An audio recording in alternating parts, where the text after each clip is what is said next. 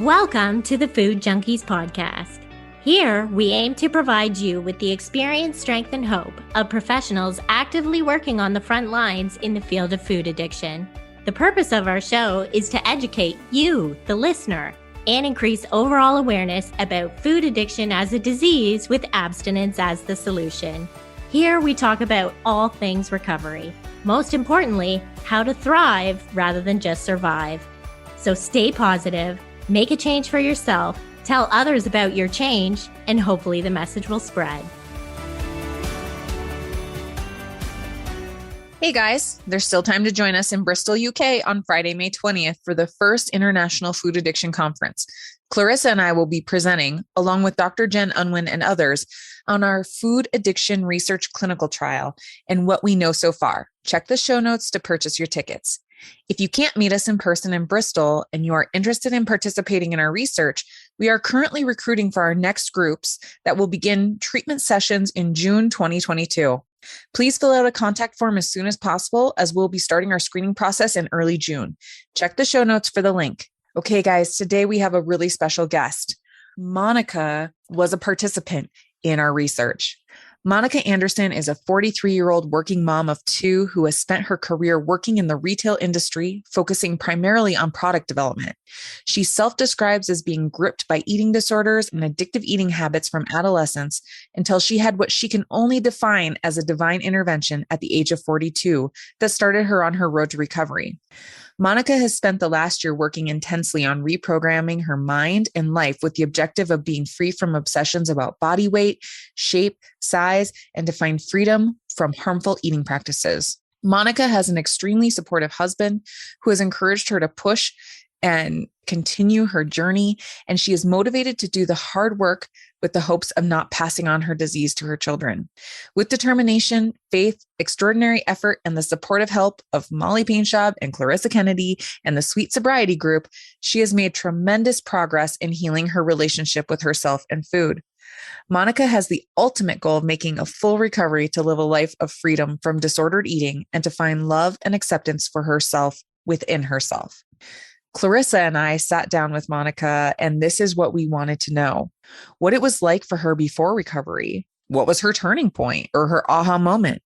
What is life in food addiction recovery like now? What does she do daily for her recovery? What is she still working on? And what did she need to hear early on in her journey? Welcome, Monica. Okay.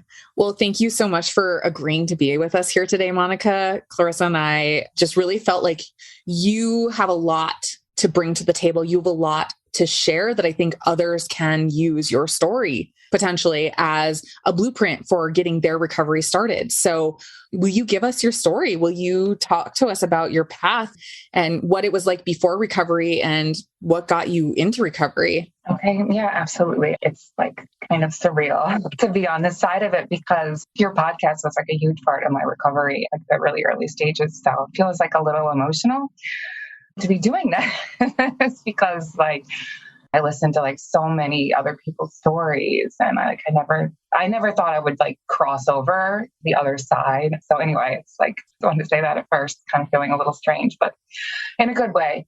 So my history, it starts really early and it's primarily one of like disordered eating, and primarily bulimia is what has plagued me for like the largest part of my life. But I've had like so many eating disorders and it's definitely shape-shifted over time and over the years and back and forth. And, you know, it's this coupled with like what I now believe to be, you know, addictive eating. And Clarissa, I heard you on a podcast once and you were saying like felt like you were 50% eating disorder, 50% like food addiction. And that like is similar to what I feel like, but I feel like mine is like 70% eating disorder, like 30% like addictive eating is kind of where it feels like where it's been for me in my life. It started for me, like I said, really early.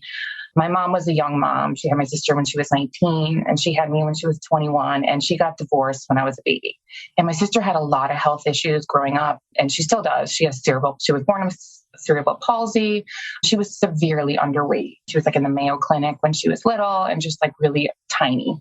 And I, even though I was like 18 months younger than my sister, we were the same height. And I was a normal weight child, but next to my sister, I looked big. And so they would call me the fat one and her the skinny one. And we were asked all the time for years if we were twins, but like I'm the fat one and she's the skinny one.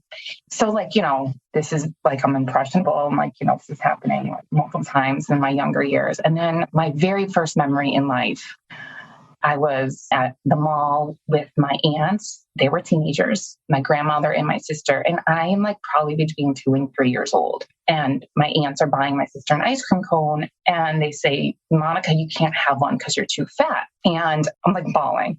And like shortly after, my mom like shows up at the mall and, I'm sure I tell her what's going on. And like she marches over and gets me this big ice cream cone. And I'm like remembering like eating this ice cream cone and like bawling. And like, so this is my very first memory in life. And like, it's like so crazy. I have children now. I have 2 kids. And it's like, I think about like, what are the things I'm doing that are like imprinting their lives that like I might not even be aware of. And so like, this has really been like something that has played into the entire part of my life. And, I did like recently talk to my mother about this because we never talked about it growing up. This is something I carried with me. And she validated this totally happened. So like at one point in my, like, I started thinking, did I invent this? But like, no, my mom said, no, this absolutely happened. And so anyway, so like, this is my first memory. So like, I'm like being called the fat one, being told I'm too fat to eat ice cream. And so I would say like I had a normal childhood though. Like I didn't have any trauma. My mom got remarried when I was 6 and we moved from Minnesota to Illinois, but I was like this kind of awkward kid. I had like these really awful like gapped teeth and like huge glasses and like bad hair and like just bad everything. So I'm like, I'm going to like this tiny Catholic school. And like, I have divorced parents, which is like unusual in a Catholic school. I have a stepdad. I have this sister who has a lot of social issues. She's like picked on relentlessly at school. And like, I just wanted to be like not known. I wanted to blend into the background. I wanted to shrink. I wanted to be like nobody, like, and like, I just like, I wasn't like cool. I wasn't like the pretty cute girl. Like, I'm just like, I'm a normal size girl. I'm not like super tiny, but I'm like very normal, was never heavy. So I just like remember being always very highly aware of my body growing up. And I'm like became interested in eating disorders at like a super young age. Like I remember watching an episode of Different Strokes. I don't know if you guys saw this episode where Kimberly eats an entire sheet cake and then like she goes into the bathroom, you don't see her, but you hear what she's doing. And I'm like, I learned about bulimia then. And I don't know, maybe I'm 8, 9, 10. I don't know how old I am, but like, I'm like, ooh, what's that?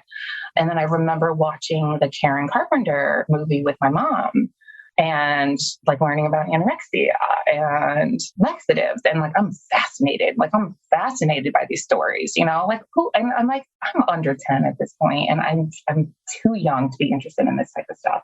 And I remember being 10 years old and going to the mall and buying a can of Slim Fast. Like, I don't even think I used it, but I bought it. And in 5th and 6th grade, we did like science fair projects. And I did my science fair projects on weight and eating disorders. Like, this is super strange behavior for such a young child, but it's clearly not healthy. So like, these are really strange things I'm like doing at like super young ages. And like, in the meantime, I like do feel like there is this like cord of like addictive eating patterns that like we're developing too. I was like kind of kid, like I would go trick-or-treating. I would eat my entire like Halloween basket in like 2 days. And like my dad would take me out and we would really trick or treat. Like, I mean, it was like impressive that I could do this. My sister was not doing those kind of things. I'd eat an Easter basket in like days. I was in Girl Scouts and I remember like buying like a box of Thin Mints and eating the entire box of Thin Mints in 3rd grade. Like these, like just like definitely there was like some strange behaviors that were developing like pretty young. I lived in a household where my mom, she kept very little processed foods in the house, like almost none. She was like a naturalist, like kind of before it was trendy and cool. Like she made her own everything, her own pasta sauce, her own pasta. Like it's just like, that's just how we grew up. There was never like chips or like any type of snack foods around. And so like, I remember like loving to go to my neighbors who had like Pop-Tarts and like, fruit snacks and whatever else you have. So like, I loved going to my neighbor's house. And like, we never went to my house. We didn't have any snacks. Nobody wanted to be at my house. So I'm like getting older. I'm like in my teens and I'm like very impressionable. And I'm like getting the teen magazines and I'm comparing myself to like, this is the 90s, like the waif-like models, like my Kate Moss. Like I wanted to be Kate Moss. And I'm not Kate Moss, but I'm like also like a normal weight. And I just remember like just liking my body from such a young age and reading the diet tips. And like it's the 90s, the era of low fat and snack wells. So like in my early teens, like I start restricting what I eat and like I'm pretty much exclusively eating carbs, like because like, it's low fat. So I stopped eating like any meat, any cheese. I was like never like really eat like butter or anything, but like I stopped like all of that. And I am just living on carbs, white rice, fat-free cereal, and like candy. Like I'm living on like Swedish fish and licorice and gummy bears and candy corns. Like, and like, I'm like literally my body is crazy. Like my mind's crazy because I'm just eating sugar and I'm exercising constantly. Like I'm going to the gym and I'm running and I'm on the elliptical and I'm weight training and the bulimia starts then. And it is like a freight train. And once it starts, it's like this hamster wheel. I don't get off for like 30 years. So like, this, like it went untreated. My eating disorder went untreated for years. My parents, I did, discover this at some point in my teens and like sent me to a psychiatrist. And like, so I'd go and I'd sit in the psychiatrist's office and I wouldn't talk about my eating disorder. And he'd prescribe me Prozac, which I didn't take. And, it's like this thing I did for like years. And my parents are like paying for this stuff. And I'm like, I'm not getting therapy and I'm not taking the medication. It's like ridiculous, right? So like somehow, like I graduate, I do well in high school. And like I have boyfriends and friends and a social life. And I like go off to like the college of my choice. And like the behavior is escalating. Like I'm stealing my roommate's food and replacing it, eating it. And then there's like, when you're in college, it's buffets. And so it's like eating the buffets and in the toilet. And it's like just continuing. And then it's like, it's going from like, I'm stress eating now. So I'm buying like bags of chips and eating like an entire bag of chips as I'm like writing a term paper, or like I'm ordering like a box of breadsticks and eating it as I'm like studying. So I'm like, the behavior is like changing and I'm using it as like coping mechanisms and like different things. So it goes from like, like maybe it started because like I'm restricting or I'm like hungry. And then it turns to like, it's coping. It's like soothing. It's like doing all these different things for me. But like, again, like I'm doing well in school. I have friends. I have boyfriends. I have jobs. I am like on the dean's list. Like I graduate with honors. Like how am I doing all this stuff? And I'm like starving. I'm hungry all the time. I'm exhausted. But somehow I get through school and I start my career. And again, like I'm climbing the corporate ladder and like I'm literally carrying my disease with me every freaking step of the way. I get married, I have kids, and this freaking disease is just getting worse and worse and worse. And then like COVID happens. And like in between all of this, like I'm doing all the weird diets. I'm like doing master cleanses and like South Beach diet. And like I would like, again, I want to just stress you, I was never heavy. Like I like was trying to relentlessly lose like 5 pounds, 10 pounds. But like in my mind, I'm like thinking I'm like this blimp. And I'm like working out constantly. And, it's just like, the cycle. So COVID happens. And at this point, I'm doing intermittent fasting. I'm eating 1 time a day. I'm training for a half marathon. I'm not sleeping at all because of the COVID stress. I'm restricting to the point where I'm like almost fainting like daily. And I'm like binging and purging my brains out. And like my behavior is like getting riskier and riskier. Cause I used to do this when like my children were out of the house or my husband was gone, or like I like go somewhere. Like I can't go anywhere. It's COVID. I'm like stuck in my house. So like my behavior is really risky. I'm like doing things where my family's like in the other room. I don't have locks on the door. My kids are little. They just walk right in. I'm like, my behavior is like way out of control. So my husband, thank God he walks in on me and like he has to intervene. So like that's kind of like the turning point in my recovery is, and I think my husband did kind of know, we like never talked about it, but he told me that this is like so embarrassing. But my sister went and told like everyone in my high school that I had an eating disorder. And so like my husband said, I knew when you were in high school you were bulimic. I'm thinking, I never told anyone. I didn't even tell my therapist. And everyone in my high school knew I'm bulimic. Couldn't believe that when he told me that. So anyway, it was something we never talked about. And I was like pretty good at hiding it, I thought, or maybe I wasn't, who knows? But like he had to address it. And so like the turning point, and I kind of like will say like he like nudged me, like it was like, I don't know if it was like up or down the mountain, but he like nudged me. And then he kind of had to like shove me, kick me, push me, like, because like he's a really calm, understanding person. And like he sat me down and just like told me like, okay, Monica, I'm worried about you, blah, blah, blah. You know, you need to get help. You need to seek therapy. And I'm like, yeah. No, I didn't say yeah. And I was like defensive. Like I didn't say anything at first. I was embarrassed because I never talked about this, not to anyone, not a soul.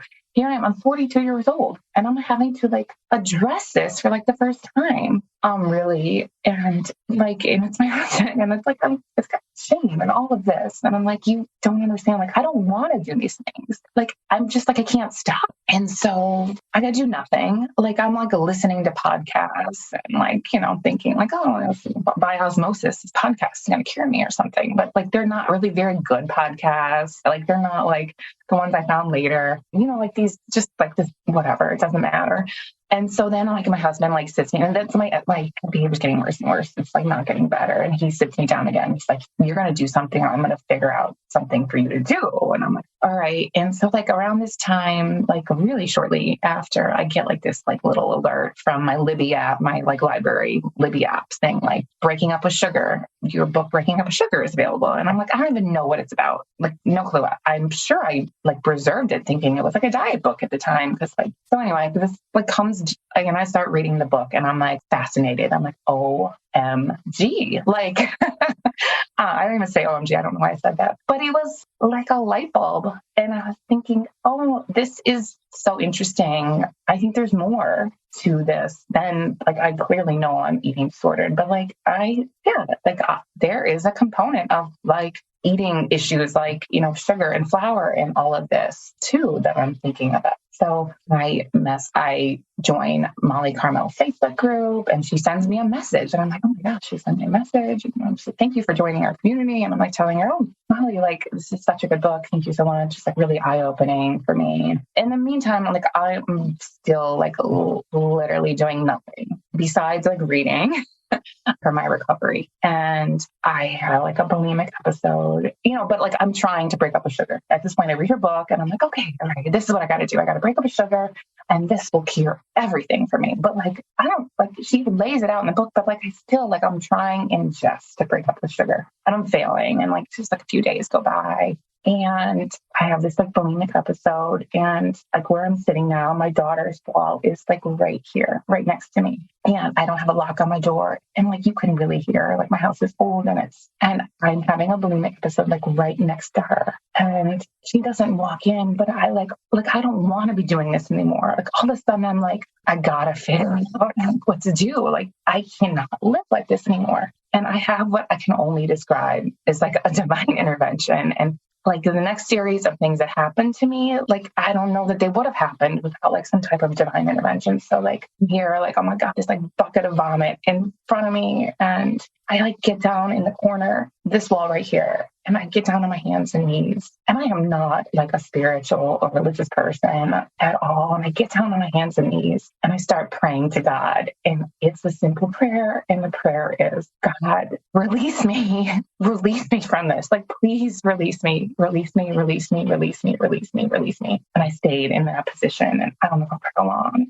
10 minutes, 5 minutes, half hour. I have no idea. I'm bawling and I'm just asking to be released. And I look up and I see like right in front of me, like this wall, there's like this chain of Post-its. And it's like this little chain of Post-its that my son had put there. He's like very creative and he at the time was only 5, I think. He's 6 now, so it's not even like a year ago. And at the bottom of the Post-it is this little, I don't know if you guys see it. It's a big smiley face with like arms and legs and a little smiley face with arms and legs. And it's the sun. And it's a picture of him and me. And this is on my wall for months. And I never saw it. And I look up and I see this Post-it right in front of my freaking face. And I think, oh my God, like this God is speaking to me. He's saying like, you need to live. Like this is your reason. You need to live for your kids. You know, like you can't continue to engage in this behavior. Like you've got to figure out a solution, Monica. And from there, like, I am not joking, my recovery plan like revealed itself to me. Like when I was ready to find it, like it found me. And so like, I'm not kidding, within hours, like, so like at this point, like the only thing I know is like Molly Carmel. And I like the next morning, I'm like, listening to podcasts. And I really like in her Facebook group that I had joined, I see like she has a podcast. So I'm like, oh, okay, let me figure out what her podcast is. And the first one I listened to is Molly Carmel, How I Recovered from an Eating Disorder. And I'm like blown away. I'm listening to her story and I'm blown away and I'm stopping. And so she had, like I said, she'd messaged me. So I'm like, I don't know what to do. Like I stop the podcast in the middle of it. And I send her a message on Facebook Messenger. And like, I looked it up. That was June 5th, 10 months from today. And again, I have never told anyone, I've never told a soul I have an eating disorder, although my whole high school knew. And I write her and I say to Molly, like, I've been gripped by eating disorders since my early teens, and I haven't broken free yet. I'm 42 and I'm now ready to do the work. I want to be on the other side of this and actually live my life. Listening to this episode was a God moment. To quote Breaking Up with Sugar, I've hesitated to seek help, but hearing your story was as if you were pulling the words from my own heart, my mind, and my experience. I've never felt like I fit in, I belonged, or I was enough. I've coped for years with binge eating, purging, hating myself for doing all of the above and being me. And I could never break free. Thank you for showing me the light. And then I ask her, here, I'm thinking she's going to take me on, it's like, please take me on. I'm like, I'm going to seek treatment from you. And so she tells me and she messages me, it's like a Saturday. And she messages me back shortly after. And she's like, yeah, I have this program called Beacon. And I have all these therapists that work for me and, fill out the paperwork. And so somehow at the end of the weekend, I filled out that paperwork and I submitted all. And then from Molly, from her book, she talks a lot about Marty Lerner. So I'm like, okay. So now I'm download Marty Lerner's book. It's a free ebook. And I start reading his book and I see that he has this milestone program. So I'd already filled out all her paperwork. So I'm I fill out the stuff for milestones too. And I send it to, Marty Lerner's clinic. And I don't know, maybe this is Monday or something. And I get a call on Tuesday night. And I think it's Tuesday, maybe it's Monday night, whatever. And it's at 8 o'clock or 9 o'clock at night. And it's milestones. And they're like, are you okay? And I'm like, yeah, I'm fine. They're like, are you going to make it through the night? And I was like, I am totally fine. I am looking for a therapist. And they say to me oh, no. You qualify for long-term care. You need to go into a facility, a live-in facility. You would not qualify for therapy. And I'm like, oh. And it's the first time I'm kind of realizing, yeah, my husband was saying I have a problem. I know I don't want to live like this anymore, but oh, wow, this is gotten away from me a little more than I thought it had, I knew what I'm doing is not normal, but I don't realize to the extent that I had taken it or I had let it take me. So anyway, she tells me go into this, whatever, you have to go into the thing. And I'm I basically decide in that moment, okay, I'm not going into long-term care. I have a high stress job. I have 2 little kids. I have a husband. It's COVID. No way in hell I am going into a long-term care facility. And I decide in that moment, I'm going to do whatever it takes to recover, but I'm not going to figure it out. I'm going to figure out the answer. And I'm ready. I'm going to do it. I'm going to throw the kitchen sink at it, but I'm going to figure it out. I'm going to figure it out on my own. Okay. And so I'm reading Marty's book then, and there's a hyperlink in there. And he talks about connection, one of them, very early in the book, he's talking about the tenets of recovery, and one of them is connection. And he's got a hyperlink in there to 12-step program. I don't know what a 12-step program is. No clue. Again, living with eating disorder for 30 years, I literally did not spend 1 second researching it, trying to figure out how to get out of it, just lived in it. So it's a hyperlink and it's the 12-step program and it's ABA, Anorexics and Bulimics Anonymous. Never heard of it. So I click on the hyperlink, takes me to the page, and the page, there's a meeting going on right then and there. And so I can dial into the meeting. What is this? This is super weird. The 12 steps. That's, the 12 steps. It's a lot of jargon. It's a lot of strange things at first. And it's what is this? So I see so I just listen and I see they have a meeting the next morning at 8 o'clock, and they have a meeting every morning at 8 o'clock. And So I joined the meeting at 8 o'clock and I'm like listening to the preamble and the thing, like all of it. And I'm like bawling. And I'm like, for the first time, I realized like, I am not alone in this. There is like an entire community of people out there that are suffering from exactly what I'm suffering from. And so like, it's just like the ball just kept rolling from there. Like, this is kind of what got me started. And like, eventually I found my therapist. And eventually, like from Molly Carmel, I found you guys because I was like exclusively listening to like what she was on, and you guys had interviewed her. And then I started listening to you guys, and like it just kind of kept snowballing from there.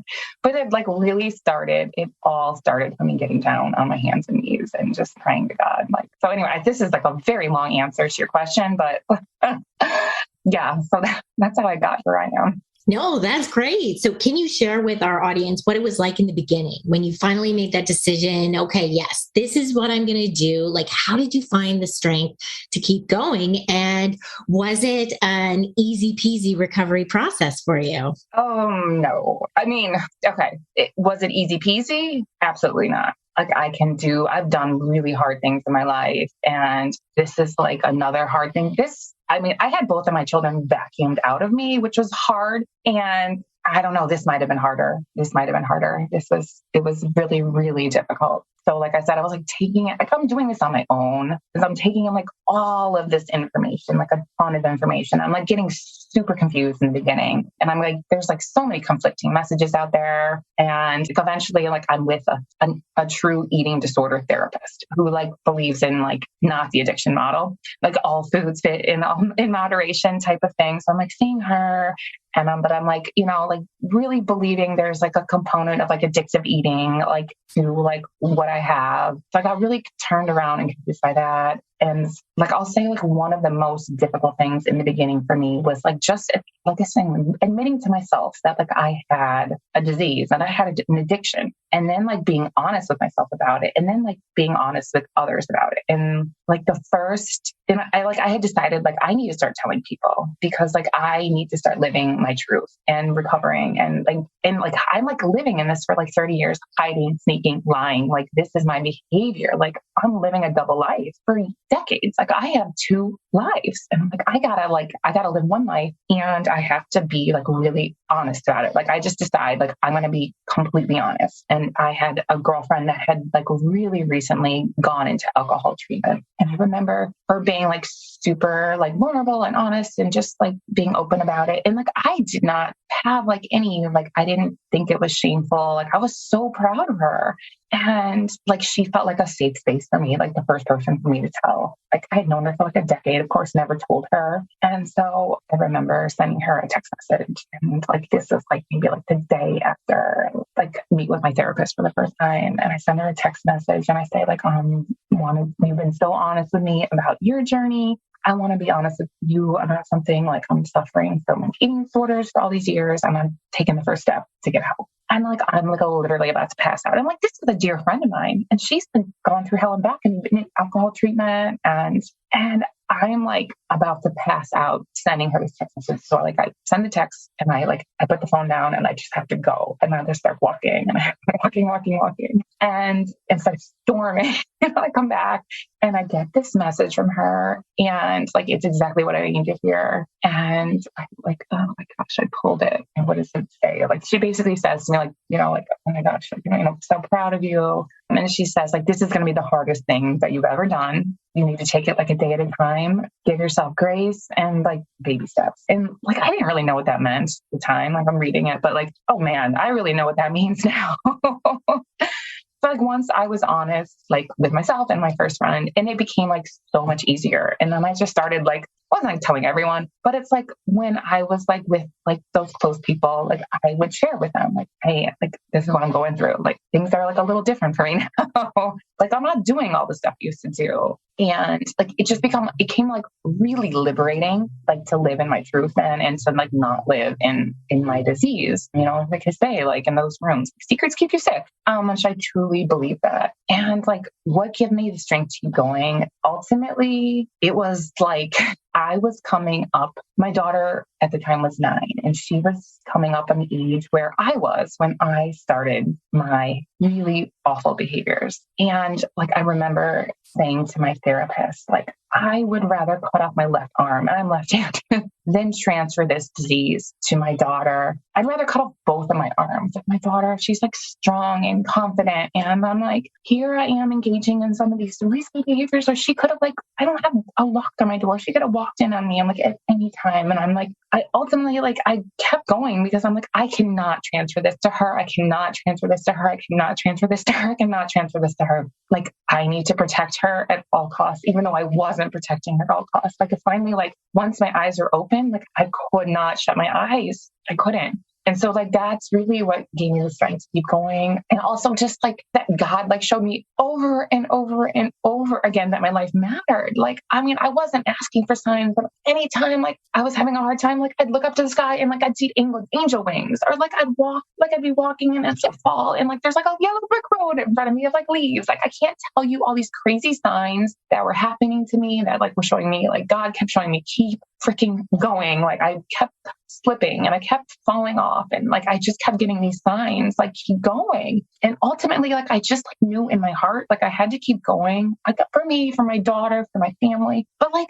for like others too, because like I have the people reaching out to me and like asking like, oh, I'm doing this, and I'm like, I'm not doing this. But like, I had a lot of people reaching out to me, and like I just like inherently felt like I had to keep going because like, I don't know, I feel like a calling, like even if it's just like this podcast and this like helps one person, like I knew that like eventually like I would help other people. Like, I don't know how I'm going to do it. And maybe it's just this, but like, I felt like eventually, like I've suffered for so long because I'm going to help others like come out of this. So yeah, that's what gave me the strength to keep going. I'm really curious to understand then, or to have our listeners or help our listeners understand, so you start this recovery and a lot of it is eating disorder based, because that's what, right? Like, you're like, okay, this is going on. You're really recognizing the bulimia and amongst other things that kind of morphed throughout the years. How did you get to the point where you're like, this is like food addiction or sugar addiction? Because we got to know you through our Sweet Sobriety group. And I'm just curious to know, like, how did you get to that point? And then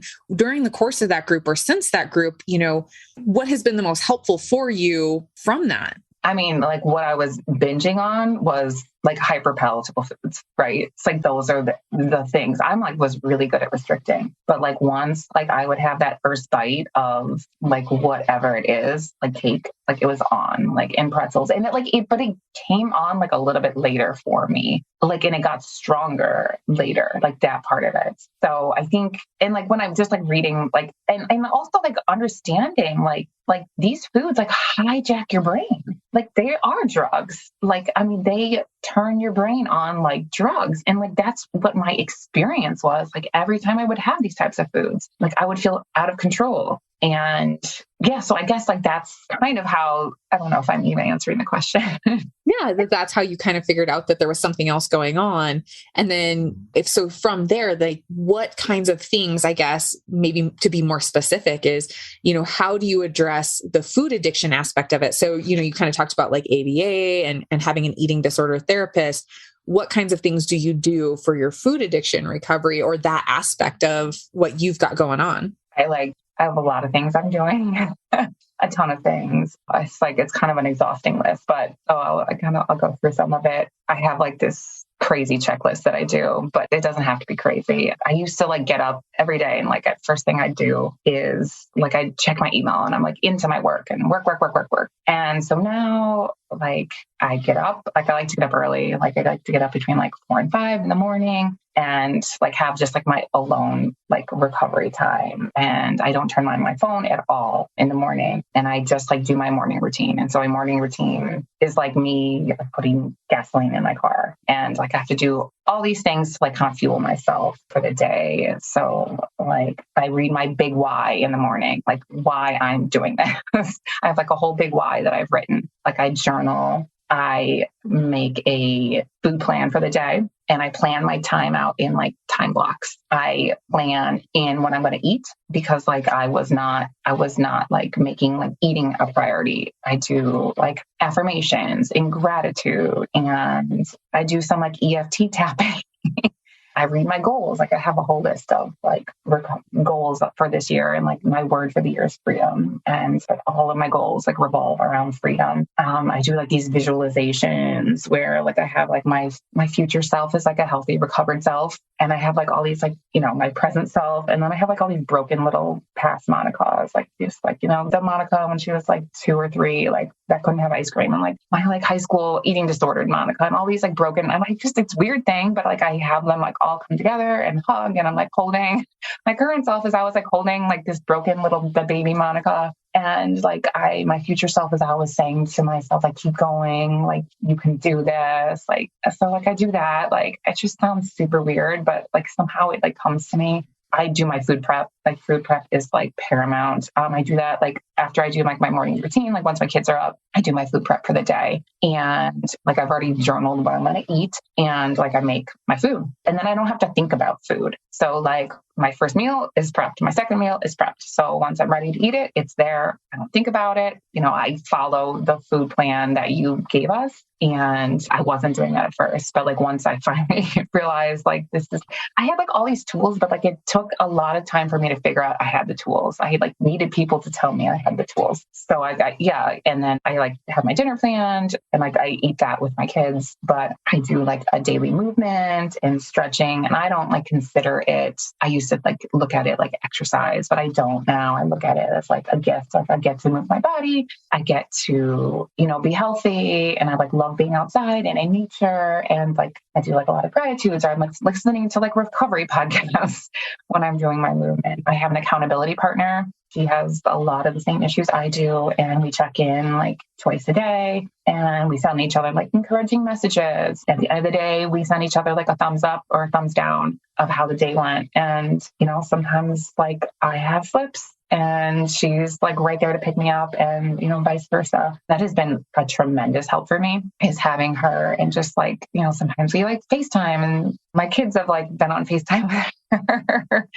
And like, sometimes I call her when like things are like go really left. I have like a little mantra that I write down almost every day and it's unwavering faith plus extraordinary effort equals miracles. And yeah, like I write that down every day and I have like, I expand upon that, but like, that's kind of the gist of it. And so like I say, I do all of these things and I do all of these things most of the time, but like, also I want to say like that, like there's no perfect day and like, we don't live in like a perfect world. So I don't want anyone to think like you have to do all of these things. There's like days where like I have 5 minutes and so I might go for a 5-minute walk instead of like an hour walk or like there's days where like I can't do everything. So I'll do a little bit of something. So I try to do like maximize my time and do a little bit with the time I have. Also, I want to say that I try to practice like mindful eating, which is super important for me. So like I said, I plan my time in what I'm going to eat. And then I like make it a point. Like I sit down, like my first and second meal, I eat alone and no screens, no distractions, no music, no nothing. And like I breathe before I eat. And I learned all of this from you guys from the group. So I do like breathing first. And like I usually say like a little prayer and like think about like where the food came from. And I eat like mindfully and like I put my fork down between bites. So it's not like, it used to be like I would literally eat here at my desk, shovel the food in and I'm like, did I eat? Like, this is how I used to do. And I never knew I was eating. So I take my time, I eat mindfully, and then I take my time and I drink like a hot beverage after. So like it's like a closing of my meal, like right when it's done. And I enjoy my hot beverage. It's like, a decaf coffee or like a ginger tea or something that's like a treat for me. So like, I'm not in like the sugar and the flour and the hyper palatable foods anymore, but like, these are like, something I look forward to. I have them like only after my meals and it's a treat for myself. And so like, that's what I do. And like all these little things have kind of helped me like with my addictive eating and my like impulsive eating and like my going to the cabin. Also, like I try to only eat, I don't eat between meals. And so like, sometimes I have to like sit with those feelings. Sometimes I've eaten and I'm like, all of a sudden, like that addicted brain's like, oh, wouldn't it be good to have something else? And I'm like, I have to pause and breathe and like use some of the strategies that I've learned, distract, set a timer. And like usually those crazy like thoughts go away. So yeah, like those are some of the things that I like do like daily for my recovery. Well, yeah, and they've obviously attributed to your success and kind of are your secrets, right? They're like, this is what works for Monica. And so because we gave you guys so many strategies in the recovery group, and I think it's so important that you pick the ones that work for you. And that is what makes it start to work for us. So what have you found that you still feel you need to work on? Yeah, I like a lot, but I'm still working on it.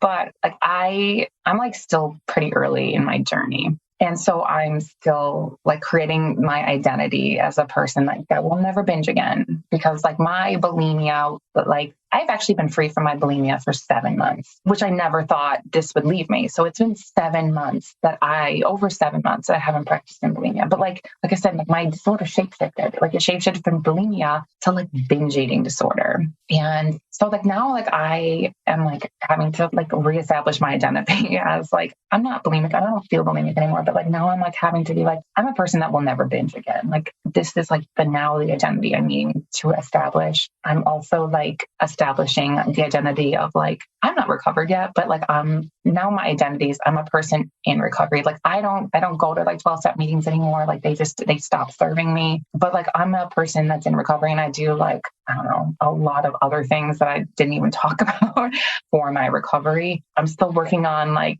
separating from, and I know Molly's going to laugh at this, separating from my inner pig, like my red dog. So one of the things that I found really difficult to do, and I actually had to do like a different program that I paid for, was like how to separate my addictive brain and my higher brain. And so I did this program, and they like talk about like, calling it like your inner pig or whatever, establishing a name for it. And yours is Ruth, and yours is like the PB bedwetter or whatever. So like I call mine the pig, but like separating from that is something I'm still working on. And I've gotten like a lot better at it, but like I had to take this program to like, cause I couldn't instill the pause. I could not instill the pause. And so I had to take this other program, which really helped me like separate the two. So that's something I'm still like working on every day, like separating it and like refuting this inner pig and like refuting it like ahead of time, and like kind of knowing where it's going to attack me is something that I'm still working on, but like I've done really well with. Like I've been like this entire year, like sugar, flour free, with like maybe just a couple minor slips and really more like on vacation. But like now when I'm in my own environment, like it's like the days are so much easier for me now. I'm still working on being like 100% compliant when I'm traveling. So that's something I'm working on. I'm working on like forgiving myself. I'm working on, there's like entire decades that I've wasted, forgiving myself for like time that I've stolen from myself, from my children, that I've let the disease steal from me. And I'm forgiving myself for like the mistakes I've made and the harm I've done to myself and to my children. I'm working on being patient and accepting, this is a huge one, that recovery will come when, like, it will come eventually. It's like not going to come on my terms. So like when I started this process and they said to me, like, I heard this is like, realistically, it'll take you 2 years to recover. And like, I heard this multiple times and I thought, oh gosh, you do not know me. Like when I commit to something, like I commit to it, like I will have this licked. 6 months. I gave myself 6 months. 6 months. Oh, 6 months is well more than enough time for me to recover from this. Mind you, I've been in this 3 decades, but I'm thinking 6 months, no problem. I throw the kitchen sink at this. I'm doing everything. I'm doing stuff, like anything and everything. I'm telling you, I'm tapping, I'm doing the craziest stuff because I'm like, whatever, I'm throwing everything at it. Like 1 month goes by, 2 months goes by. They say do 90 meetings in 90 days or 60 meetings in 60 days. I do 90 meetings in 60 days. I'm like doing 2 meetings a day. I'm not getting recovery. 3 months goes by, 5 months goes by. And finally I'm like, okay, there's a reason they're telling you like 2 years, like best case scenario. So like, I'm like working on like letting it happen when it happens. And it's like the shifts are happening gradually. There's like gradual shifts that have happened over time. And so like, I'm also working on like being proud of where I've come. And like now, like it's 10 months. It's literally 10 months to the day that I messaged Molly Carmel. And like I look back and like as I'm like getting prepared for this podcast, I reflected on like where I was and where I am now. And I'm like, I'm really proud of myself of like how far I've come. But like I know like I have a long way to go. And so I'm just still working on my recovery because I'm not recovered. Like I couldn't let my mom like bring a birthday cake into my home this year because like I didn't trust myself. Like I like all of this stuff. So yeah, I'm still working on like all of it. And I'm like just working on like believing that I can recover. Like yeah, absolutely. And, just to normalize, like we're all a work in progress. We all have things that we're working on. Like our audience obviously can't see us, but like, as you're, speaking, like Clarissa and I are both like bobbleheads over here, right? Like we're all working on the same things and we've been on our journeys 4.5, almost 5 years, so it just is what it is at this point. So absolutely. I mean, your honesty, like you're just being real, like Clarissa likes to say, like we're recovering in reality, like this is real and this is just where we're at and we'll just keep pushing on. So we wanted to ask you one more question before you go. Is what did you need to hear when you first started this journey? Yeah, so there's a few things. The first thing I needed to hear, and I didn't hear it like right away. I heard it from like a dietitian that I was seeing that ultimately I had to break up with because she also believed in all foods in moderation. But anyway, the one thing that she did say to me, which was a jewel, and it was worth $1,000 I spent on her, was full recovery is possible. And she looked me straight in the eyes and she said to me, full recovery is possible. And this was at a time where I'm like, I am in the food and I'm like in the binge eating. And it was like the first time like I really like internalized it. She looked in my eyes and I'm like sitting in her office and I'm like, okay. Yeah. So I needed to hear that, but I heard it, at the right time. Also, like something that I needed to hear, which I did hear like really early on, was like the disease is chronic, progressive, and fatal. Like once I realized like the bulimia was fatal and that like I could cause myself like a heart attack or a stroke or like I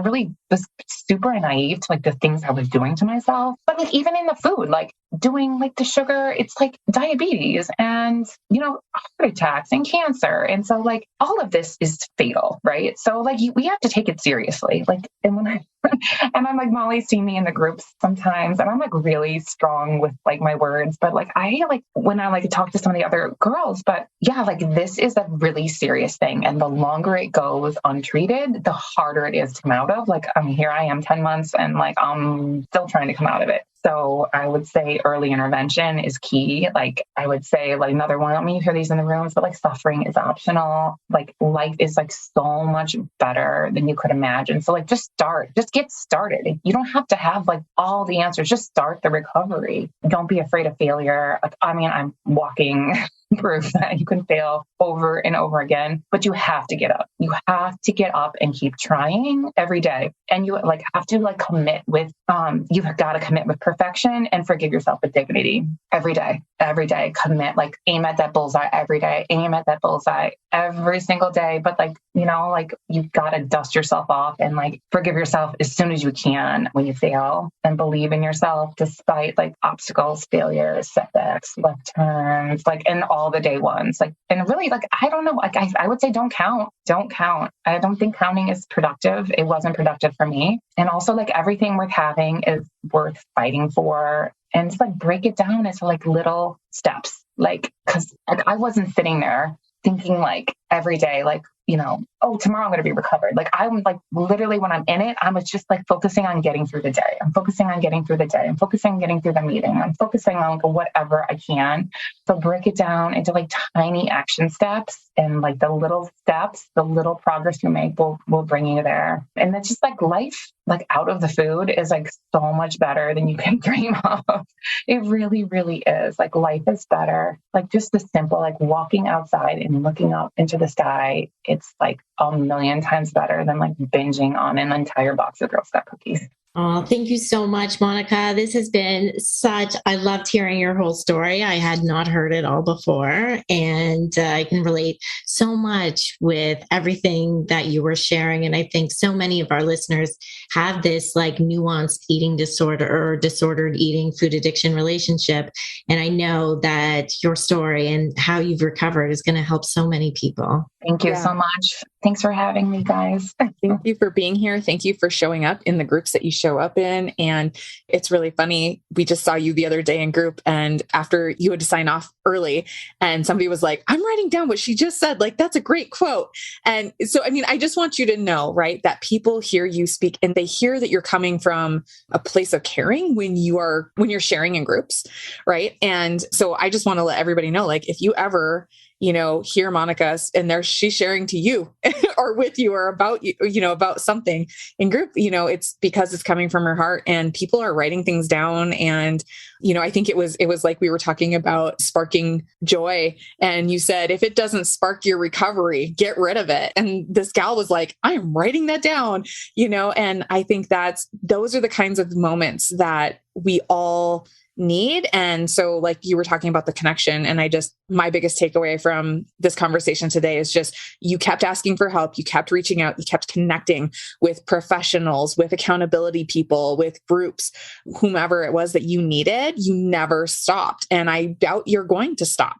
So, you just don't strike me as a person who's like going to just all of a sudden unknow everything you've just done and just fall right back into that old stuff. I think, yes, there will be slips along the way. Amen. We all have them, but you pick yourself up, dust yourself off, as you said, and you keep pushing forward. And I just appreciate that you were willing, as scary as it is sometimes, to come and be on our podcast and share that with others. So thank you from the bottom of my heart. Yeah.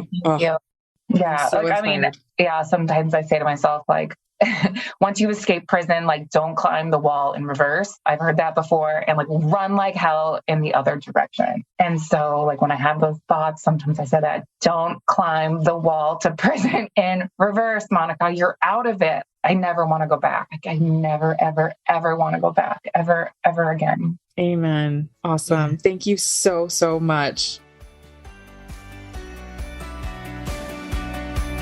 Thanks for joining us this week on Food Junkies, Recovery from Food Addiction. Make sure to join our Facebook group, Sugar Free for Life support group, I'm Sweet Enough. You can subscribe to our show in iTunes or Stitchers. That way you'll never miss an episode. While you're at it, if you found value in this show, we'd appreciate a rating on iTunes. Or if you'd simply tell a friend about the show, that would help us out too. Don't forget to pick up your copy of Dr. Tarman's book, Food Junkies, which is available on Amazon. If you have any additional questions, both Molly and Clarissa are food addiction professionals and work one-on-one with clients. You can find their websites and email addresses in the show notes. Be sure to tune in every Friday when our new episodes drop. As Vera loves to say, the power is ours.